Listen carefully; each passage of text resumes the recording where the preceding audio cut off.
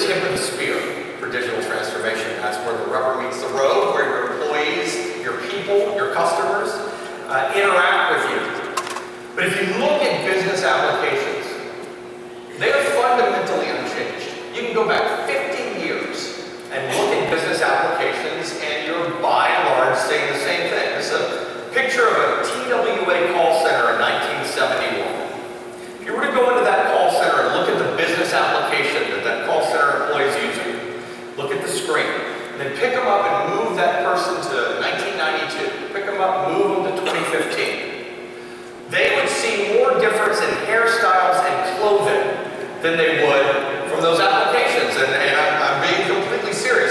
Sure, 1971, it's a green, it's monochrome. 1992, it's a fat client with a server sitting on the back end. It's probably in a browser in 2015. But forms over data, very, very reactive business processes. And because business applitions embody your business processes, if the applications haven't fundamentally changed, your processes, by and large, haven't fundamentally changed. If you think about this call center that we just talked about, imagine you're a manufacturer of some capital equipment. You sell to a customer, they use your piece of equipment to go automate something in their production line.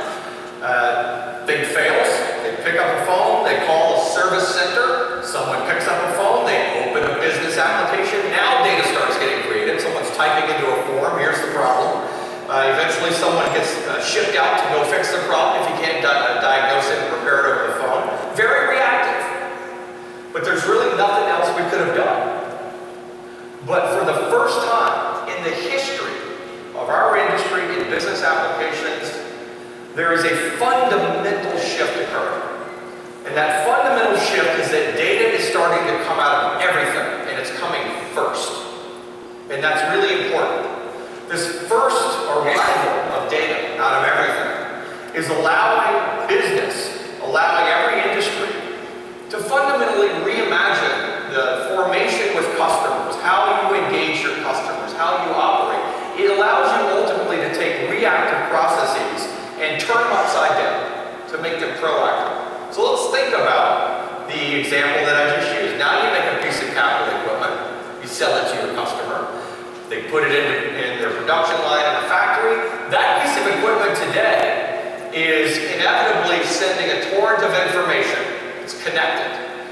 Information about the health, utilization, the state of consumables.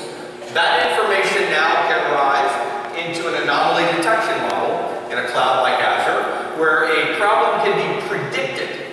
Not that it is a failure mode, but that there is an impending failure. And that can trigger a maintenance call or a proactive conversation with the customer before the machine ever goes down. Fundamental change. And that fundamental change requires a fundamentally different class of business applications and a different class of platform to support those new business applications.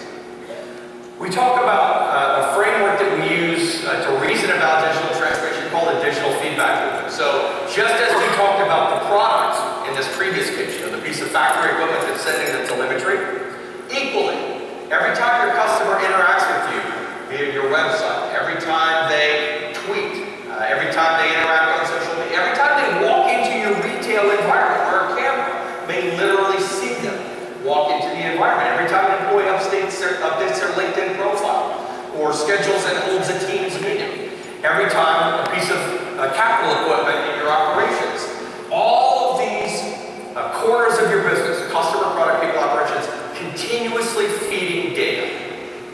And it's important that you can reason over this data holistically. It's not good enough that you just analyze your customer behavior in a vacuum or just analyze your operational activities, because your customers are being served by your people via operational processes to deliver your products and services. And so organizations that can harness this data in union form, turn it into intelligence, are now in the best position to go predict and engage with customers, for example.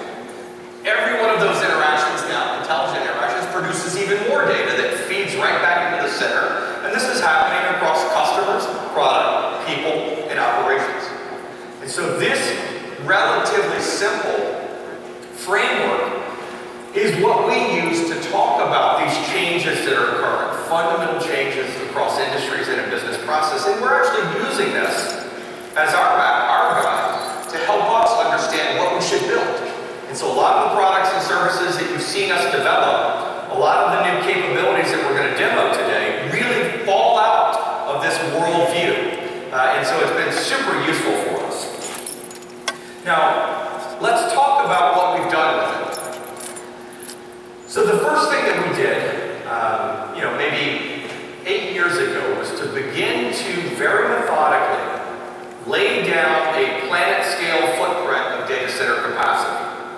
The ability to catch every piece of telemetry coming out of every aircraft engine, every tweet, every time someone comes to the website, all of this information, providing a place where it can be captured, stored, held in privacy, secured, in compliance with the nation-state regulations where the data has sovereignty. And so we invested heavily at the bottom where the change is occurring, because data is increasingly coming out of everything. Then on top of that, we built an intelligence platform and an application platform in Azure that allows you to take all of that data, turn it into intelligence, and then act intelligently to predict and proact.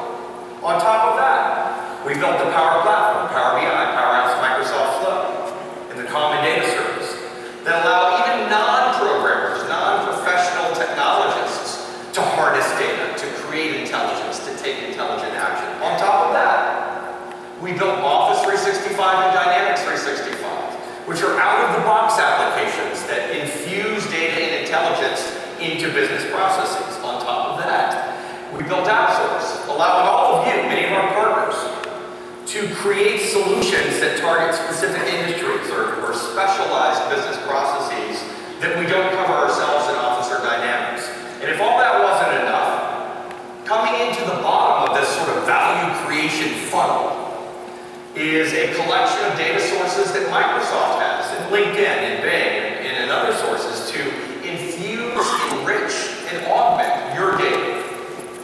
And so this picture, layered on top of that digital feedback loop, is the platform that we're going to talk a lot about today. We don't ever talk about Dynamics in a vacuum, or Power Platform in a vacuum. It really is all of these assets together, collectively, unified, integrated, that provide this canvas that allows you to go take advantage of this opportunity that we all have.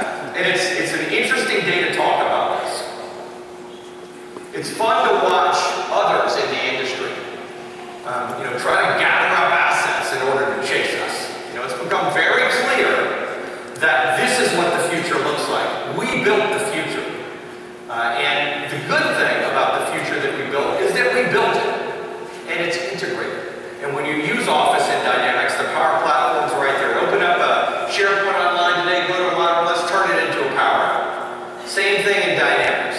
Run out of gas in Power Apps and need to dive down and create an Azure function, we know about that natively. All of these solutions were built to work together. Not a bunch of random pieces that have been acquired where customers now have to figure out how to make it all work. So this is really, really, really important to what we've done. It is the essence of our strategy.